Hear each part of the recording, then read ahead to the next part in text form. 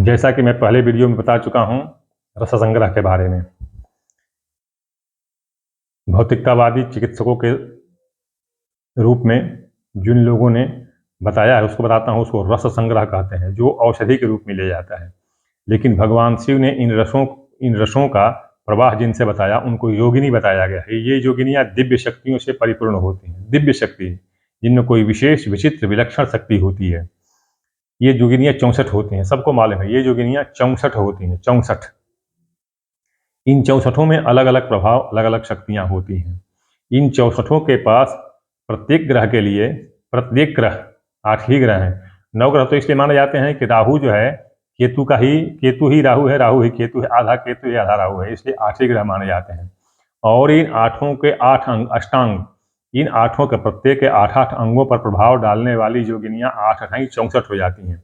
ये 64 योगिनियां हैं। ये 64 योगिनियां इनको 64 प्रकार से प्रभावित करती हैं। और यदि व्यक्ति थोड़ा सा परिश्रम करे, थोड़ा सा श्रम करे, थोड़ा सा खोजबीन करे, ऊहापोह करे, तो एक आदमी को ज्ञात हो जाएगा कि कौन सा रस किस ग्रह के लिए, किस अंग के लिए, किस ग्रह के किस अंग के लिए शांति के लिए प्रयुक्त हो सकता है। उदाहरण स्वरूप मैं बहुत ही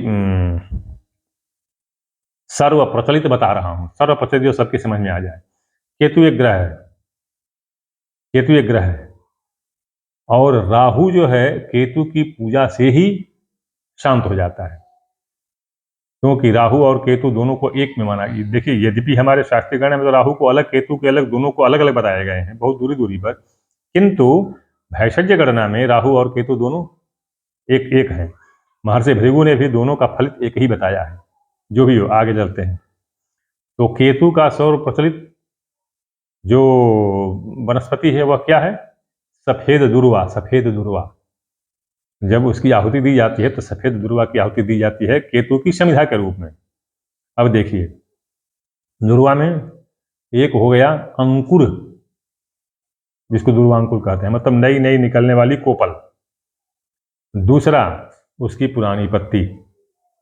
तीसरा उसका उसकी जो संधि, मतलब जो गांठ। चौथा गांठों के बीच में आने वाला तना। पांचवा जड़, तना और जड़ के बीच की गांठ। छठा जड़। सातवां जड़ का वो कोमल अंकुर भाग जो धरती में प्रवेश करता है। और आठवां उसके अंदर, उसके तने के अंदर या पत्ते के अंदर रहने वाला रस। ये 8 होते हैं।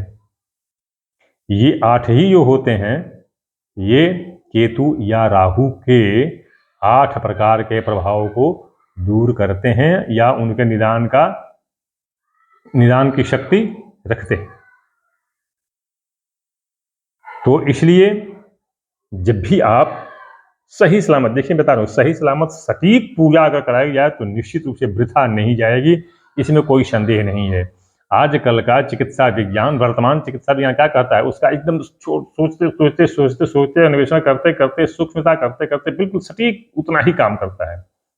जैसे गुड़ में से हर एक चीज निकाल दिया, हर एक चीज, जितने भी फायदेमंद चीज है अल्लाह को सब निकाल दिया, केवल उसका मीठा मीठा रख दिया, उसमें मीठा मीठा रख दिया। ये कार्बोहाइड्राइट नहीं, कार्बोहाइड्राइट रख दिया उसमें बिल्कुल, और वो मीठा इसलिए मीठा हो गया। अब उसमें से बाकी जितने भी जो मिनरल्स हैं, एडिबल मिनरल्स हैं, उसको उसने छान दिया, छानित कर दिया, फिल्टर कर दिया, बस उतना ही मीठा लगने लगता है। वरना मीठा किसमें नहीं होता है? हर एक में मीठा होता है। शुगर हर एक में होता है। तो ठीक जो है ये तो ये इतना कर देते हैं। नतीजा परिणाम क्या होता है कि अब उसके मूल प्रभाव, जैसे गुड़ हो गया, गुड़ का मूल प्रभाव समाप्त हो जाता है।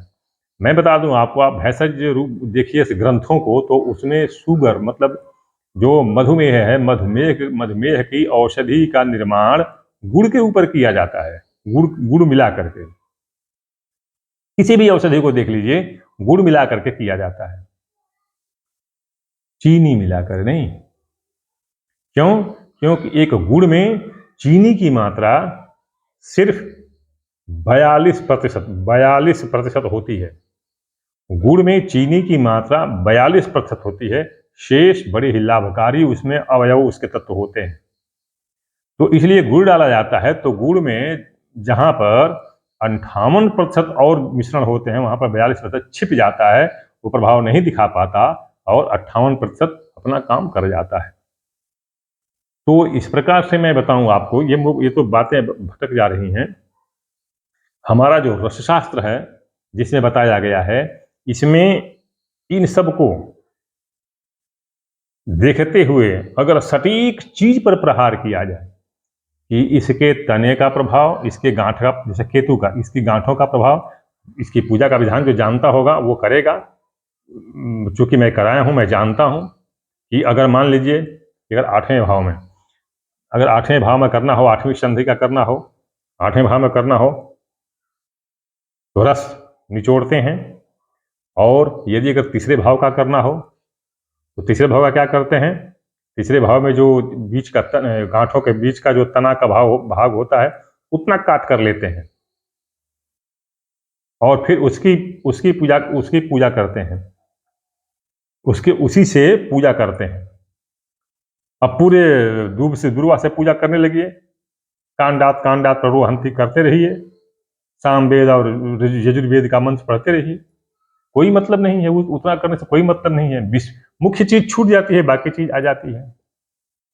तो इसलिए ये जो है ना, ये योगिनियों को समझिए, योगिनी को समझिए, उसके बाद उसके अनुसार ग्रहों की शांति का प्रयास कीजिए। अगर आप सफलता चाहते हैं तो, और नहीं तो अगर वही अपनी परंपरागत पद्धति पर चलना चाहते हैं, जो मुख्य चीजों को छोड़ दिए और जो चली आ रही है उसी को ले लिए, तो आप करते रहिए। परिणाम मिल गया तो ठीक है, नहीं मिला तो भाई कोई बात नहीं। तो इसलिए योगिनियों को समझिए कि कौन सी, जैसे मान लीजिए अगर हम गुरु की ही शांति कराते हैं, तो गुरु की शांति में ये कौन सा भाव, किस भाव की शांति कराते हैं, और उस वनस्पति का कौन सा हिस्सा इसमें लाया जाना चाहिए, किस हिस्से से इसकी शांति कराई जानी चाहिए, उसका संबंधित मंत्र कौन सा है, उसका संबंधित मंत्र कौन सा है, उससे संबंधित और जो सामग्री उसमें 2, 4, 5, 10 लगेगी, वो और सामग्री क्या है। एक तो बन गई है सब सामग्री, क्या चीज, धूप ले लीजिए, जौ, तिल, अगर, तगर, दशांग, सर्वौषधि, बस ये सब मिला दीजिए, हो गया। धूप भाई जी, ये सबकी संविधा नहीं है, ये तो साधारण संविधा है जो हर एक ग्रह को सबको मिला करके एक भाव से, बिना किसी उद्देश्य के इसकी पूजा करते रहिए। अगर किसी विशेष की शांति करानी हो तो केवल विशेष चीज ही लीजिए, तिल है तो तिल ही लीजिए, अब उसमें बाकी ये सब गूगल और लोबान की जरूरत नहीं है। तो फिर तो आपको कोई लाभ मिलेगा, आपका उद्देश्य पूरा होगा, अन्यथा कोई लाभ नहीं होगा। तो इसलिए अगर आप शांति कराना चाहते हैं, सही माने में करना चाहते हैं, तो आप रसों को समझिए, योगिनियों को समझिए, उसकी दिव्य शक्ति को समझिए, और हमारी जो मनोकामना है, हमारी जो इच्छा है, हमारा जो उद्देश्य है, 8वें भाव का, लग्न भाव का, तीसरे भाव का, 11वें भाव का, उसकी शांति का उपाय कीजिए, उससे संबंधित चीजों का प्रयोग कीजिए। बाकी जो आलतू फालतू बिना मतलब की निरर्थक चीजें हैं, उनको इकट्ठा मत कीजिए, उनसे नहीं मत कराइए शांति, और तब आपको सफलता मिलेगी। मैं बता दूं, पीछे भी बता चुका हूं, आप जो कमेंट करते हैं मुझ तक पहुंचता है, नहीं पहुंचता है, किंतु मैं जो उत्तर देता हूं वो आप तक नहीं पहुंचता है। इसलिए इस वीडियो के माध्यम से मैं आपको अपना नंबर नोट करा दूं, नंबर नोट कर लीजिए, 9889649352। दोबारा 9889649352। एक आग्रह, निरर्थक और शौकिया तौर पर मुझे संदेश न भेजें। अति आवश्यक हो, जो आपको कहीं किसी पंडित से आपको सहायता नहीं मिल पा रही हो, या नहीं आपकी सहायता कर पा रहे हों, उस अवस्था में यदि आप मुझे संदेश भेजें तो मैं उत्तर दूंगा।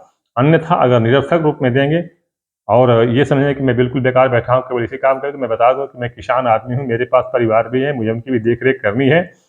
तो इतना मुझे मौका नहीं है कि मैं सबका जवाब देता फिरूं, जिसका आवश्यक होगा उसी को दूंगा। और यदि अगर कोई बार बार मुझे परेशान ही करता है तो उस नंबर को मुझे ब्लॉक करना पड़ेगा। तो ये सब चीज़ें ध्यान में रखते हुए मुझे संदेश दीजिए, जवाब ज़रूर मिलेगा। ओम नमः शिवाय।